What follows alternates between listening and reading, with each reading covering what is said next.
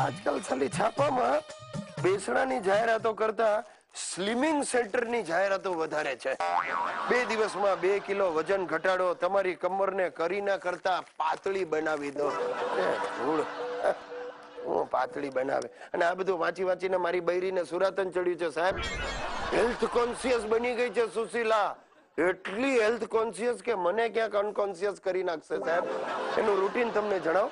સવારે 7 વાગે ઉઠી જાય, કઈક ટેનિસના શૂઝ લઈ આવી છે પહેરી લે અને સૌથી પહેલા દૂધીનો જ્યુસ પીવાનો, બરાબર. પછી આમ હાથ હવામાં ઉપર લઈ જાય, વાંકી વળે, ઘૂંટણને લગાડે, 2 વાર આવું કરે ને પછી 2 મુઠ્ઠા અખરોટ ખાઈ લે. પછી નાવા જવાનું, નાઈ લે, પછી હેલ્થ ફૂડ, 2 ઈડલી, 2 બ્રાઉન બ્રેડની સ્લાઇસ અને 1 લોટો ઓરેન્જ જ્યુસ. આ ગટગટ આવી જાય. અને પછી શું તો કે વોકિંગ. ક્યાં? ઘરમાં જ. આમ 2 આંટા મારે, બારીથી બારી 2 આંટા મારે. આપણે વોકિંગ કહીએ ને તો જરા સારું લાગે. બસ આ એનો સવારનો રૂટીન. હવે આ બધું જોઈ જોઈને છે ને અમારો હિતિયો પણ ઉશ્કેરાયો છે એની મમ્મીને જોઈને.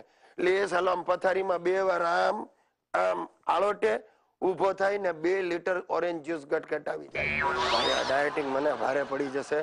લંચમાં બોઇલ્ડ વેજીટેબલ્સ, ભાજી અને જુવારની 1 રોટલી. એ સિવાય પછી જો દિવસ દરમિયાન થોડી થોડી વચ્ચે ભૂખ લાગે ને તો ખાખરા, બિસ્કિટ અને ડાયટ ભેલ. સમજ્યા તમે? થોડી થોડી વારે ખાવાનું, એવું કંઈક કે છે આ લોકો. અને રાત્રે જમવામાં ફક્ત ફાડાની ખીચડી.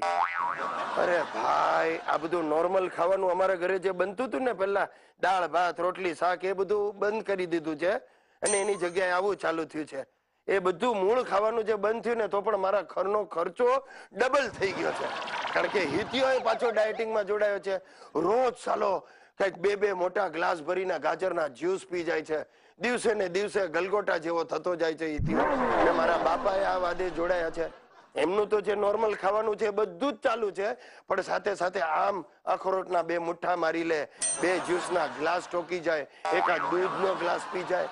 ધીમે ધીમે બાપાની તબિયત એટલી સુધરી જશે ને કે થોડા વખતમાં તો અશોક વાટિકાના અંગરક્ષક જેવા લાગશે અને હું મંદિરની બહાર ઉભેલા ભિક્ષુક જેવો લાગીશ.